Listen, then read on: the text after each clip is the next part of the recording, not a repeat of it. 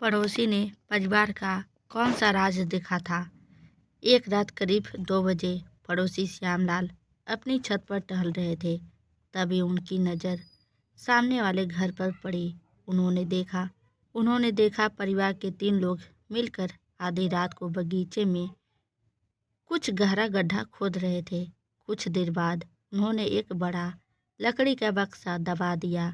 सुबह होते ही सब ऐसा व्यवहार करने लगे जैसे कुछ हुआ ही नहीं। श्यामलाल के मन में एक ही सवाल था, क्या उस बक्से में किसी हत्या का राज छिपा था। उन्होंने पुलिस को सूचना दी, लेकिन जब जांच शुरू हुई तो ऐसा सच सामने आया जिसने पूरे शहर को चौंका दिया। जयपुर के एक शांत मोहल्ले में दीपक चौहान अपने परिवार के साथ रहते थे। उनके परिवार में पत्नी रीमा, बेटा यश और बेटी कृतिका थी। दीपक का पुराना बिजनेस था और परिवार की समाज में अच्छी प्रतिष्ठा थी। सामने वाले घर में रहने वाले श्यामलाल अक्सर देर रात तक जागते थे। एक रात उन्होंने देखा कि चौहान परिवार घर के पीछे बगीचे में कुछ दबा रहा है। उन्हें लगा कि मामला बहुत गंभीर है। सुबह उन्होंने गुप्त रूप से पुलिस को सूचना दे दी। पुलिस ने मौके पर पहुंचकर खुदाई करवाई। बक्सा बाहर निकाला गया। सभी की धड़कनें तेज थी, लेकिन बक्से में सौ नहीं था। उसमें पुराने दस्तावेज, एक लैपटॉप, हार्ड डिस्क और कई फाइलें थी। जांच अधिकारी को शक हुआ कि मामला साधारण नहीं है। लैपटॉप की जांच में पता चला कि दीपक की कंपनी के अकाउंट से करोड़ों रुपए की ऑनलाइन धोखाधड़ी की जा रही थी। दीपक को कुछ दिन पहले ही इस फर्जीवाड़े का पता चला था।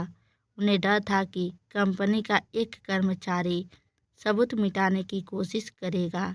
इसीलिए उन्होंने पुलिस से संपर्क करने से पहले सबूत सुरक्षित रखने के लिए उन्हें अस्थायी रूप से बगीचे में दबा दिया था। लेकिन उसी कर्मचारी को इस बात की भनक लग गई। उसने रात में घर में घुसकर सबूत चुराने की कोशिश की। पुलिस पहले से निगरानी कर रही थी। आरोपी मौके पर ही पकड़ लिया गया। पूछताछ में उसने कबूल किया कि वह साइबर ठगी करने वाले गिरोह के लिए काम करता था और कंपनी के खातों से करोड़ों रुपए निकाल चुका था। दीपक को बदनाम करने के लिए उसने कई नकली दस्तावेज भी तैयार किए थे। फॉरेंसिक जांच और डिजिटल सबूतों के आधार पर पूरे गिरोह का पर्दाफाश हुआ। कई राज्यों में फैले साइबर अपराधियों को गिरफ्तार किया गया। मुकदमे के बाद अदालत ने सभी आरोपियों को कड़ी सजा सुनाई। श्यामलाल ने दीपक से माफ़ी मांगते हुए बोले, अगर आपने पुलिस को सूचना न दी होती तो शायद असली अपराधी बच निकलते। उस दिन पूरे मोहल्ले ने सीखा, हर छिपी हुई चीज़ अपराध नहीं होती, लेकिन हर सच की जांच जरूर होनी चाहिए।